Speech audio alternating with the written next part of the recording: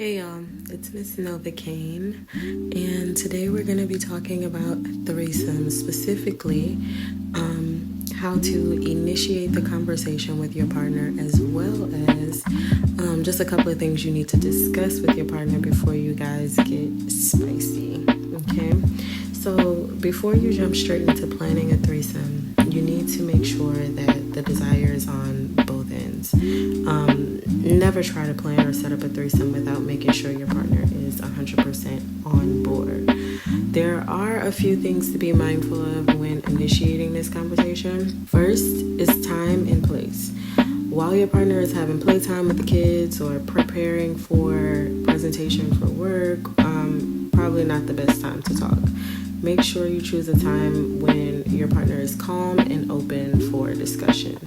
Second is tone. Asking your partner if you guys can bring someone into your bedroom is not easy to initiate, but it's also not easy to hear either.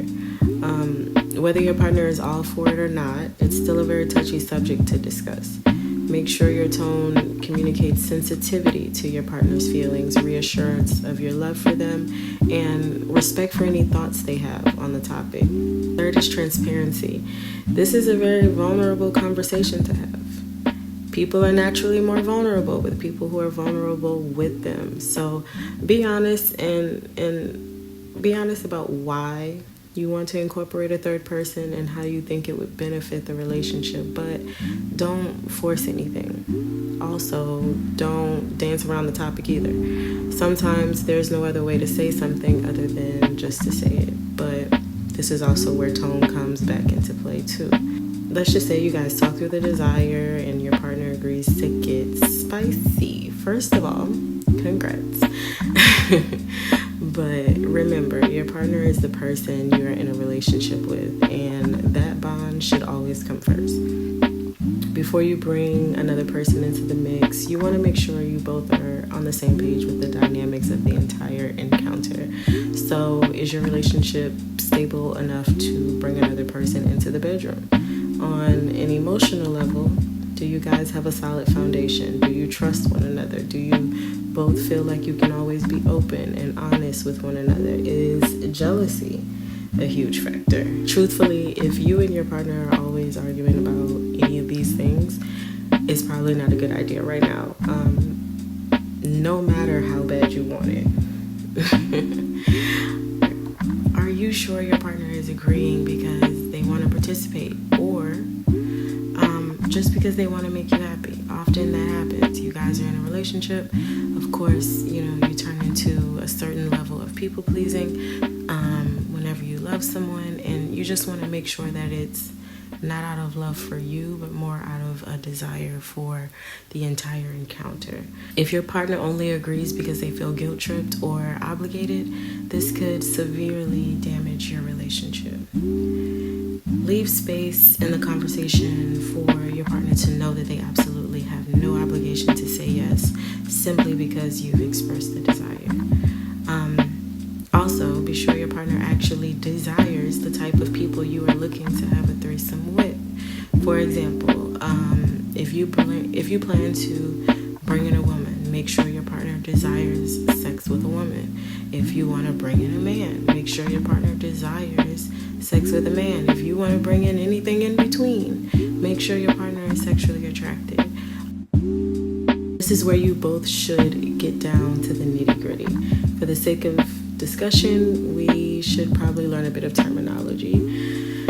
A person who is the third in a threesome is called a unicorn, okay? So on a social level, what literally do you guys expect to happen? You may want to talk about how you expect the first conversation with a potential third person to go. If your partner is shy, they may expect you to be the one to approach the unicorn as well as do most of the talking. On a physical level, discuss what you both actually desire to see or engage in with another person. Are they comfortable with you engaging sexually with the unicorn, or do they intend to kind of just enjoy the show, or vice versa? Is there something specific your partner wants the unicorn to do to you, and vice versa? How can the focus between all three be distributed where no one really feels left out?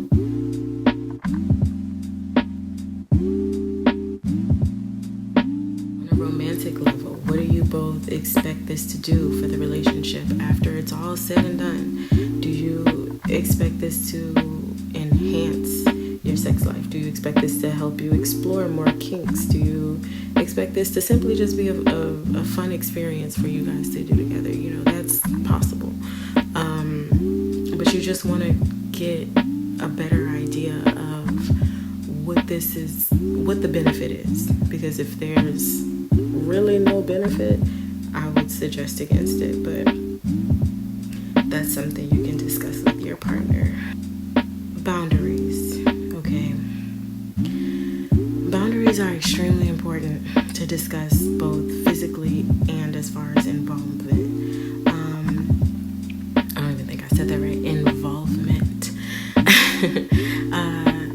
It's important that boundaries are respected wholeheartedly to prevent any uncomfortable mishaps either with the unicorn or in your relationship. So not only is it hard to let's just frame the visual, okay? Let's say, you guys are in the middle of the fun or whatever the case may be.